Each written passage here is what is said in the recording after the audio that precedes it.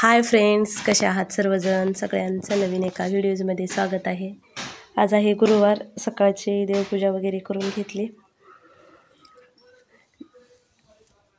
देवपूजा करून झाली की लगेचच उंबरट्याला पण हळदीचं लेपन केलं. गुरुवार म्हणलं की कसं छान असं हे वाटतं. गुरुवार शुक्रवार जेव्हा जमेल त्यावेळी म्हणजे करते.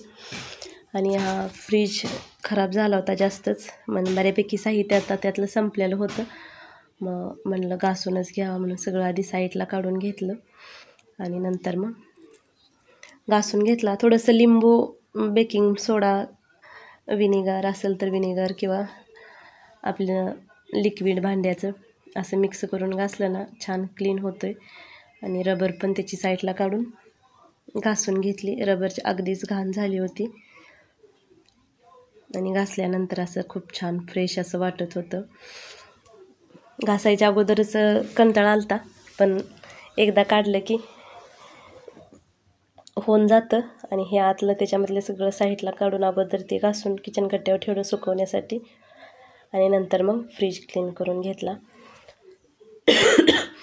कसं 2-3 महिन्यातून एकदा जरी घासला तरी पण क्लीन राहतो.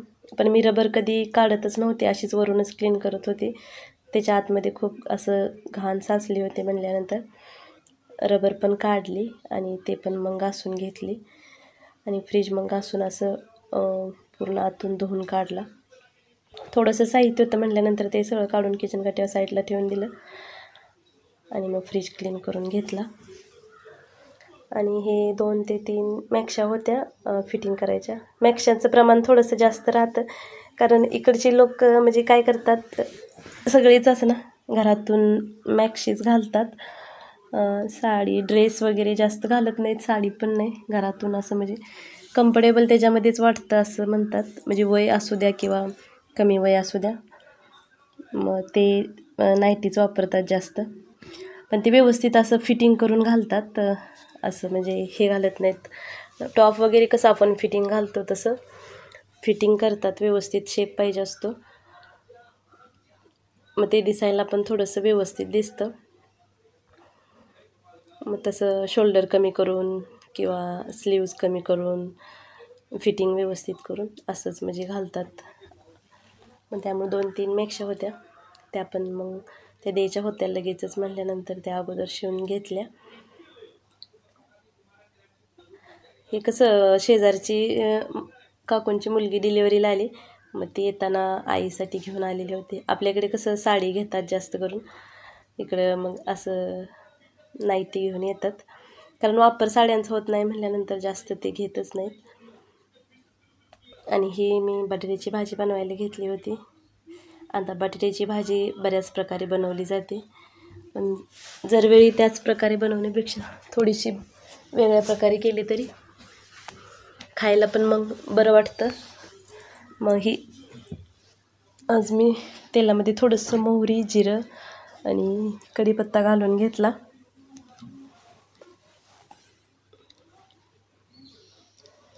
बटाट्याच्या भाजीला कसं कांदा थोडासा जास्ती घालायचा,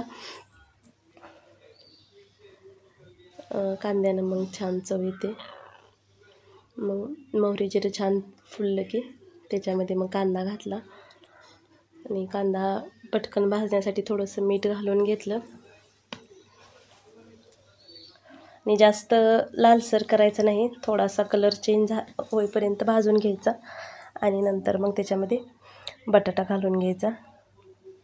पाणी न घालता अशीच भाजी शिजवायची, पाण्याचा वापर कुठेही करायचा नाही. आणि बटाटा घातल्यानंतर पण थोडंसं मीठ घातलं आणि हे व्यवस्थित मिक्स करून ना असंच झाकून ठेवायचं. मीठ घातल्यामुळं ना त्याला पाणी सुटलं जातं आणि पाणी न घालता शिजवलेल्या भाजीला चव पण म्हणजे छान येते. मग बाकी मसाले आत्ताच घालायचं नाहीत, बटाटा बऱ्यापैकी शिजल्यानंतर बाकी मसाला घालून घ्यायचं.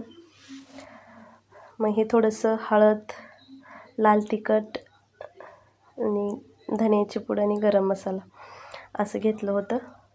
हे अगोदर थोडंसं भाजून घेतलं आणि थोडंसं जिरं, खोबरं, लसूण असं वाटण केलेलं होतं, ते पण नंतर त्याच्यामध्ये घालून भाजलं. मसाला अगोदर घातल्यानंतर काय होतं, मग मसाले करपले जातात बटाटा शिजत नाही, मग कच्चा राहतो. त्यामुळे बटाटे एक 50 ते 60% शिजवून घ्यायचा आणि नंतर मग मसाले घालायचं.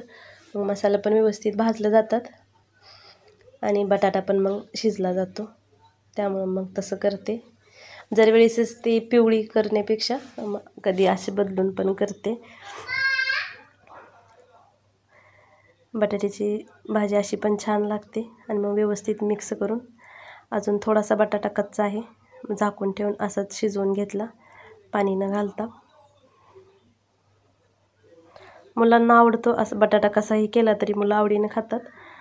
आणि मग वरून थोडीशी कोथिंबीर घातली.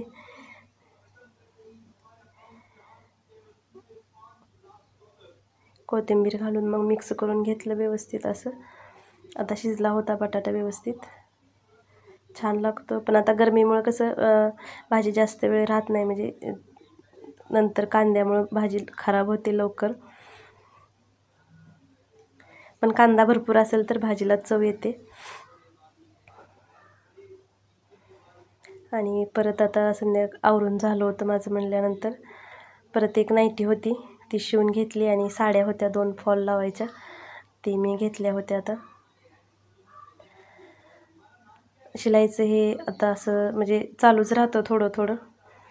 म्हणलं माझं पण शिवायचं होतं, पण अगोदर म्हणलं बाहेरचं आहे ते द्यावं. मग साड्या म्हणलं फॉल जोडून घ्यावं.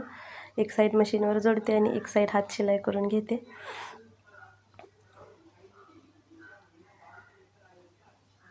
दोरा बदलून मॅचिंग दोरा घालून घेतला. आणि नंतर मग फॉल जोडून घेतला. दोन्ही साडींना एकसोबत जोडून घेतला आणि मग परत एकसोबत मग हात शिलाई करायला होऊन जातं.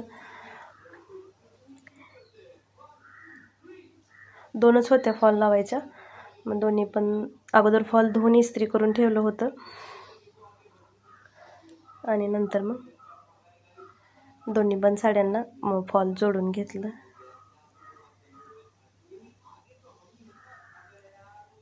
छान अशी साडी आहे ही पण.